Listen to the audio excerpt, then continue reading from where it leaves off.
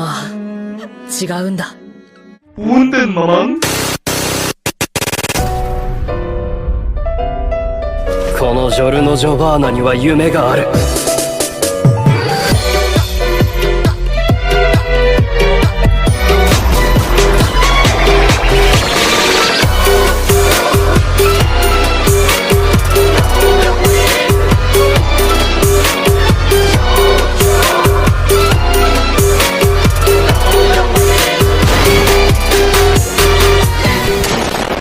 Yo semua, di video ini kita akan kembali, untuk melanjutkan pembahasan novel Shinka no Mi. Namun jika video ini bisa menghibur kalian, jangan lupa untuk meninggalkan like dan subscribe-nya, agar Mimin makin semangat bikin videonya. Dan mari langsung saja, kita bahas kelanjutan ceritanya. Cerita kembali, saat Seiichi membuka pintu gerbang di depannya, keadaan di dalam ruangan ini, memiliki cahaya yang sangat redup sekali. Bahkan atmosfer yang ada di ruangan ini, mengingatkan kembali Seiichi pada suatu tempat, seperti saat dia datang ke Gua Seanos, di dalam hutan kesedihan tanpa ujung. Selain itu, di tengah ada sebuah tangga batu besar, yang nampak terlihat membentuk sebuah altar. Kalau Mimin tebak, kalian pasti nggak tahu apa itu altar, tapi tenang saja, karena Mimin juga nggak tahu. Origa dan Zola memberikan ekspresi seakan tertekan, terhadap atmosfer yang ada di ruangan ini. Bahkan mereka mengatakan, kalau mereka seakan kesulitan untuk bernafas. Gak lama kemudian, terdengar sebuah suara, yang telah menyambut kedatangan mereka. Seiichi dan para melonnya pun langsung mengalihkan pandangan mereka, terhadap suara yang ada di puncak altar tangga, terlihat sosok seorang laki-laki, mengenakan pakaian yang sangat mewah, dan tampak seperti bangsawan di suatu tempat. Namun, tanda yang ada di tubuh pria ini, mengatakan bahwa ia lebih kuat daripada manusia. Terlebih lagi, dia memiliki konjungvita hitam dan mata merah bercahaya. Sesaat Seiichi mau bertanya, siapa sosok yang ada di depannya, namun Seiichi dibantah sebelum selesai berkata, Dewa Iblis mengatakan, kalau dia adalah orang yang lagi dicari sama Seiichi. Seiichi mulai merasakan perasaan aneh di kepalanya, itu karena Seiichi berpikir, bahwa mungkin Dewa Iblis akan terlihat berbeda, mungkin seperti tampilannya yang akan terlihat menyeramkan. Namun, fakta yang dilihat dari Seiichi, sosok Dewa Iblis ini, nggak jauh beda dengan manusia pada umumnya, bahkan memang tampak seperti seorang manusia. Seiichi langsung menggunakan skill penilaiannya, dan hasilnya seperti yang sudah Mimin prediksi sebelumnya, level dari Dewa Iblis ini tidak diketahui. Seiichi pun langsung melontarkan sebuah pertanyaan, kenapa Dewa Iblis ini mengganggu mereka, terlebih juga untuk para pengikutnya, yang juga menimbulkan kekacauan besar. Dewa Iblis pun dengan ekspresi ketus langsung menjawab, kalau nggak ada masalah dengan hal itu, ini karena Dewa Iblis ini merasa, bahwa dirinya adalah sumber dari setiap kehidupan. Dewa Iblis pun langsung menjentikan jarinya, dan segelombang lumpur membentuk sosok manusia, sedangkan sosok pria ini bingung, kenapa dia bisa ada di antara Seiichi dan Dewa Iblis. Yang lebih mengejutkan lagi, sosok pria ini nggak tahu dirinya itu apa, ya gua jawab aja kalau dia lonte. Dari sisi manapun Seiichi melihat sosok ini, dia benar-benar hanya manusia biasa, tapi Seiichi nggak mengenalinya sama sekali. Nggak lama kemudian, Dewa Iblis kembali menjentikan jarinya, dan sosok itu kembali menjadi gumpalan lumpur, sampai pada akhirnya telah menghilang sepenuhnya. Pada saat semua orang terdiam, Dewa Iblis mengatakan sesuatu, kalau dengan cara itulah, dia bisa menciptakan ataupun menghancurkan kehidupan sesukanya. Karena pada dasarnya Dewa Iblis menganggap semua kehidupan berasal dari dirinya sendiri. Mendengar ini, Altria pun langsung marah dan membentak Dewa Iblis, berkata kalau manusia sendirilah, yang akan menentukan jalan hidup mereka masing-masing. Tapi Dewa Iblis ini, malah bilang kalau Altria adalah makhluk yang menjijikan, bahkan mengatakan kalau dia nggak bakal memberi pengampunan, dan tetap akan menghancurkan seisi dunia, karena itu adalah keputusan awal yang dibuatnya. Belum selesai Dewa Iblis dengan kata-katanya, terlihat Saria yang sudah berubah ke bentuk Goria, dan berniat melancarkan pukulan pada Dewa Iblis. Namun sayang sekali, Dewa Iblis menciptakan sebuah sosok yang menghalangi Saria, dan Saria pun langsung mundur, untuk membuat sebuah jarak aman. Sosok yang diciptakan Dewa Iblis ini pun kembali menjadi lumpur, sesaat setelah Saria melonggarkan jaraknya. Seketika Dewa Iblis pun mengatakan, kalau akan menghancurkan dunia, dan menjadikan dunianya sendiri, Dewa Iblis pun langsung menjentikan jarinya lagi. Gak lama kemudian, di seluruh ruangan lumpur mulai berkumpul, menciptakan banyak sosok yang bermacam-macam. Seiichi pun langsung melakukan skill penilaiannya, dan pada akhirnya, Seiichi mendapati sesuatu, kalau semuanya dipenuhi oleh kebencian. Segera Dewa Iblis pun langsung memberikan perintah, dan para budaknya pun, langsung menyerang Seiichi dan para haremnya. Seiichi pun dengan menahan kekuatan tebasannya, langsung mengayunkan kedua pedangnya, alih-alih menahan kekuatan, tebasannya malah nggak karuan, dengan kecepatan tinggi bukan hanya menyayat, tapi juga mencabik-cabik targetnya.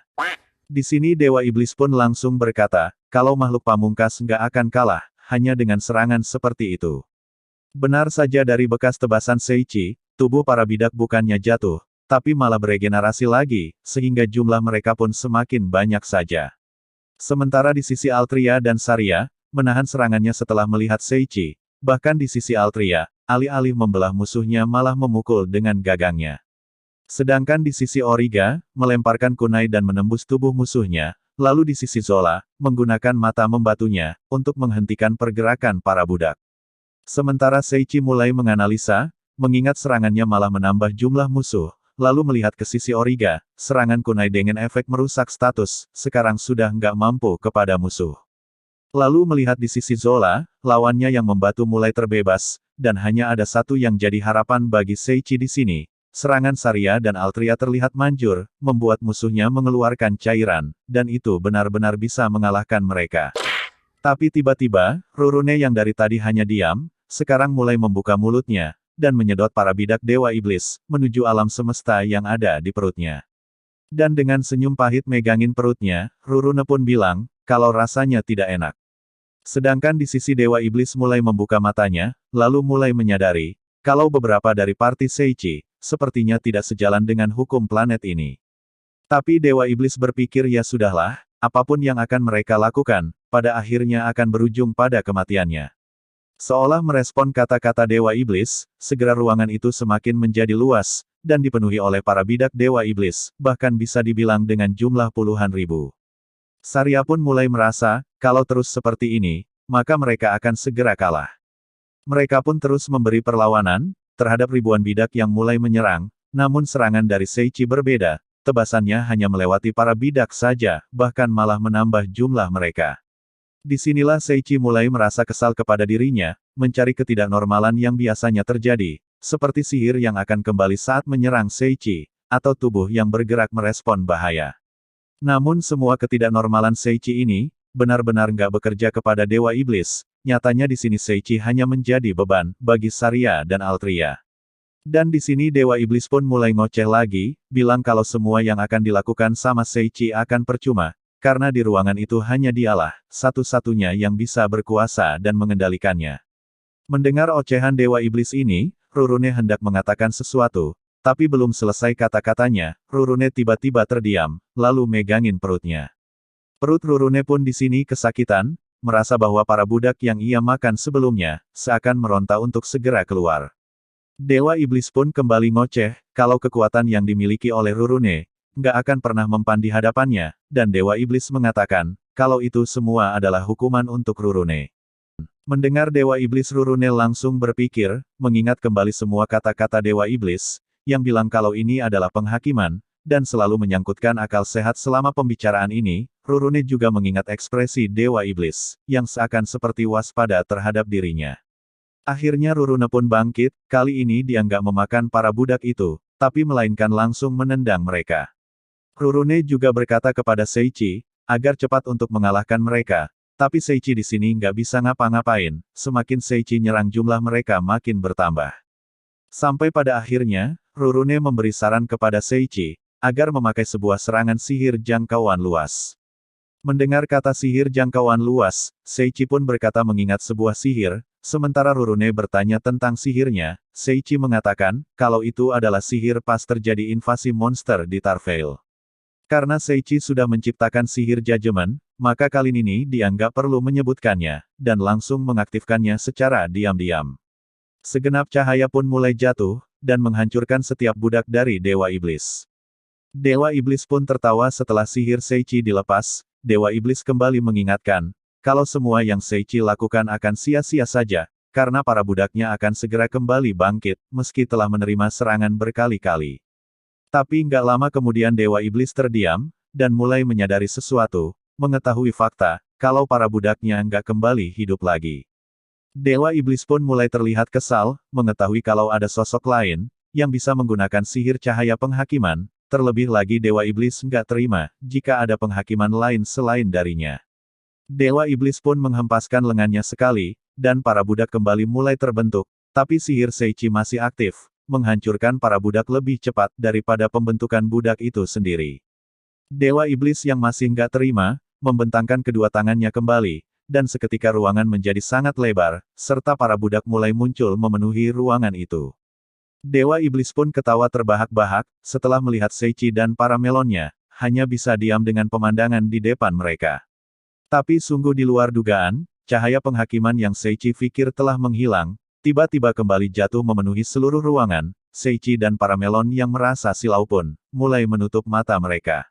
Dan pada saat sinar sudah mulai mereda, mereka mulai kembali membuka mata, tapi pandangan mereka sedikit kabur karena cahaya tadi. Dan tiba-tiba, seakan gak percaya Zola pun berteriak. Seichi langsung bertanya ada apa, tapi Zola menyuruhnya melihat ke sekelilingnya. Dan ya ampun, saat Seichi dan para melon memalingkan wajahnya, seluruh ruangan nampak bersih sekali, dengan menghilangnya para budak Dewa Iblis.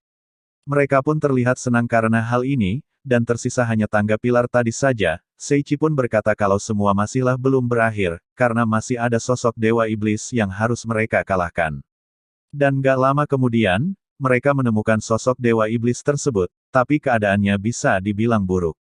Dewa Iblis mulai menjadi lumpur, seperti saat dia menciptakan para kehidupan tadi, dan tanpa diduga-duga, seberkas cahaya malah menerpa Dewa Iblis ini, akhirnya dia pun menghilang, bersamaan dengan ledakan cahaya yang menabraknya tadi. Kan gua udah bilang, sejauh apapun dia menciptakan panggung hiburan, yang maha tahu dan maha kuasa, akan menjadikan Dewa Iblis aktor utamanya. So, akhir yang membagongkan lagi.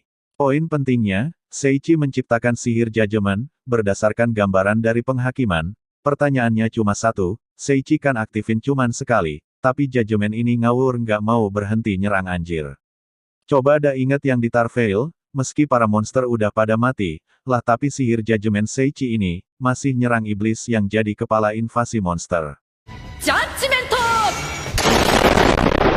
So, selamat menikmati, akhir yang membagongkan.